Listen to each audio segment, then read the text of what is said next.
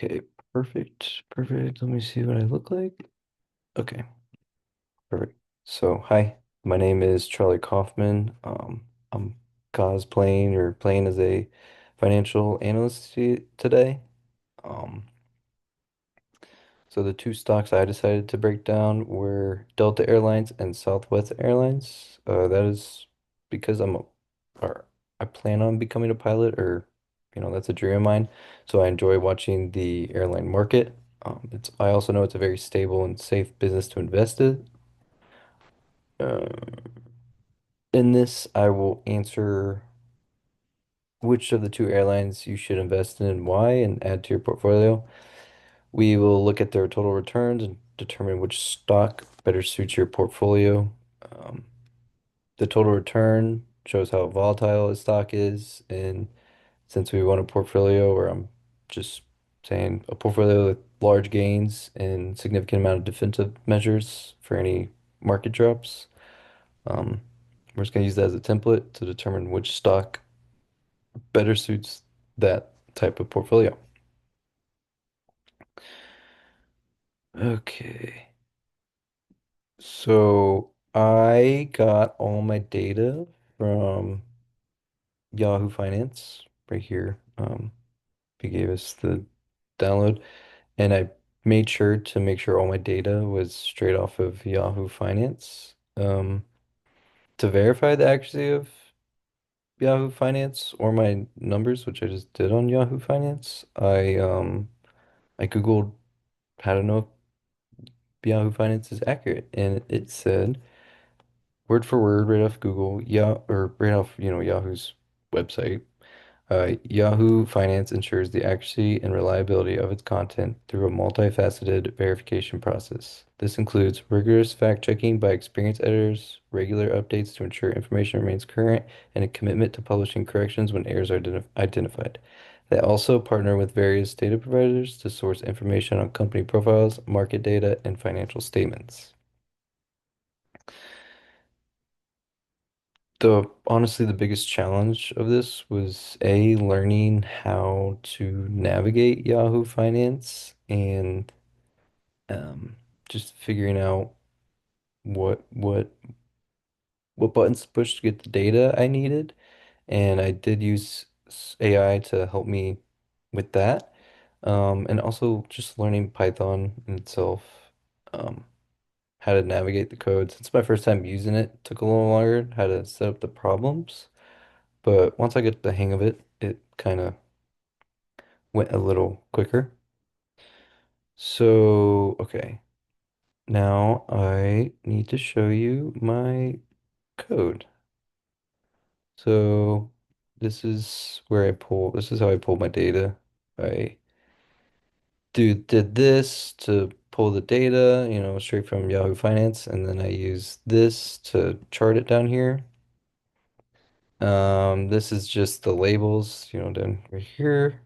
And then this this determine uh like what data I had done here. So it was for a 1 year period, and I did intervals of 1 month. And I also, oh, and I made sure it was from 2024. And this is just, you know, this saying is down here and what's displayed. So then after I got all that data from there, I did or calculated the price return, which I did since it's from 2024, I this pulls the end year price. That would be December 31st of 2024. And then I subtracted from the beginning year price, which would have been on January 1st, 2024, and I divided it by the beginning year. And then I, you know, labeled it price return and price return. I got for Delta, it was a 33.5 return or percent return, and then for Southwest it was 29.2% return. After that, I struggled to find the dividends for both of them, so I just looked directly on Yahoo Finance and I saw like little nibbits. I don't even know. I can't think of a word to describe them, but I saw that annual dividends for Delta was 64 cents, and for Southwest it was 72 cents. That's per stock. And that's just the annual. They had each one was different quarterly, but that's what they added up to. And so then I put the um what would this be? This would be the in year, sorry. So in year um price divided by um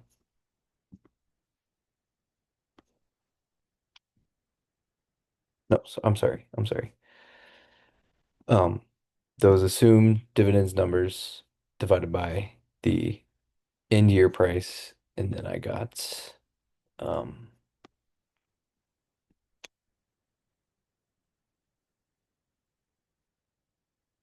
wait, I'm sorry. I did the I should have known this, but I did the dividends divided by the beginning year price, not the end year. That's the beginning, not the end.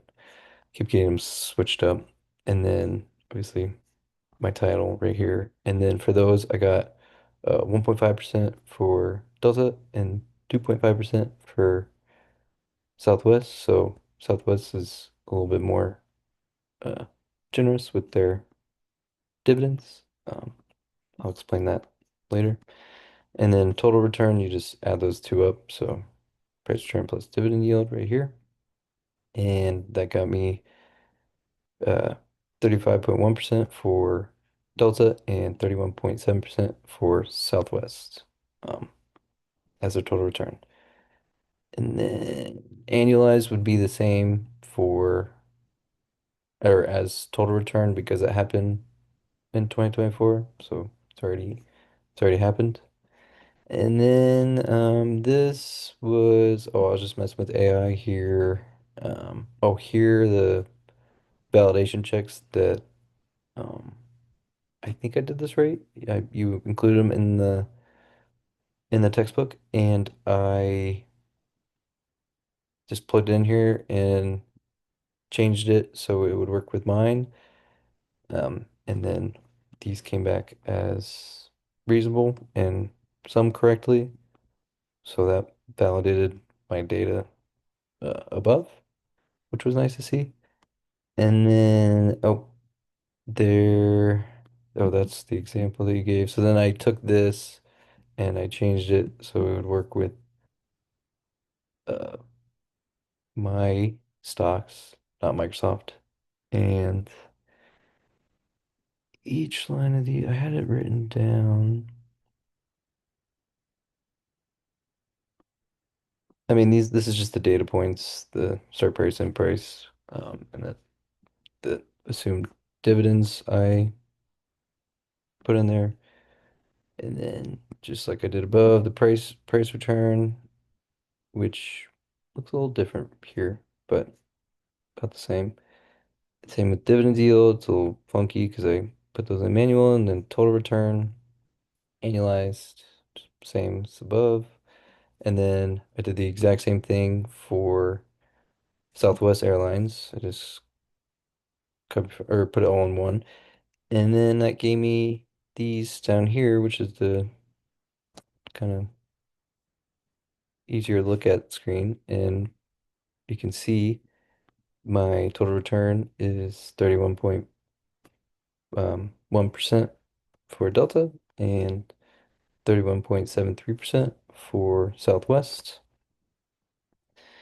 I think that's it. Yeah, I hope I did this right. I probably did a little funky. You'll probably give me some feedback, and that'd be great because the next few weeks I will do them a lot better. Um, so basically what I've written down. So with Delta having a total return of 35%, um, primarily driven by stock price appreciation. Its dividend yield was pretty low, as we saw up here. That's showing that a lot of their value came from capital gains. Um, this kind of shows that Delta is positioned more like a growth stock, and it's ideal for investors who prioritize price growth over steady income. The Southwest stock, as we see down here, um, their total return was slightly below Delta's, which is okay because it's still really high. And a bigger portion of its return came from dividends, 2.5%, which is uh, good for slower or choppy markets, which with the market you never know. Um, this is more of a conservative income seeking investment, and it's looking or it's more of those for more appreciated by those with the who value a long-term um investment or consistent long-term investment. Um, with that, I would recommend the Southwest stock here for our specific portfolio because it has it's less strong than Delta, but it's still a strong return. And it's a little bit less volatile, which means more defensive against a market that's choppy. And yeah, it's just a better choice for our specific portfolio. Delta's still a great investment. Like I said before, I would invest in Southwest Airlines.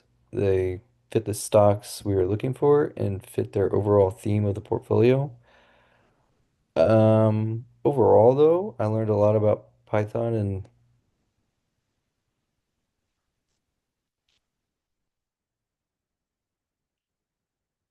sorry. Overall though, I learned a lot about Python and how to navigate it. Um, and also how to navigate Yahoo Finance. And I learned that total return is a great um, indicator when investing in stocks, and it really determines the volatility of a stock and what or like what kind of stock you're looking for in your type of portfolio. For a deeper analysis, next time I would use probably the last 50 years of data or, however long the company has been alive. It would give a more accurate number and really show how the company has been and will be in the future. It still won't, or that still wouldn't reflect current and future earnings any more accurately. Maybe, but it would just give a more true answer in the numbers. But currently, these numbers are still accurate. Yeah, that's all I have for you. So thanks for watching.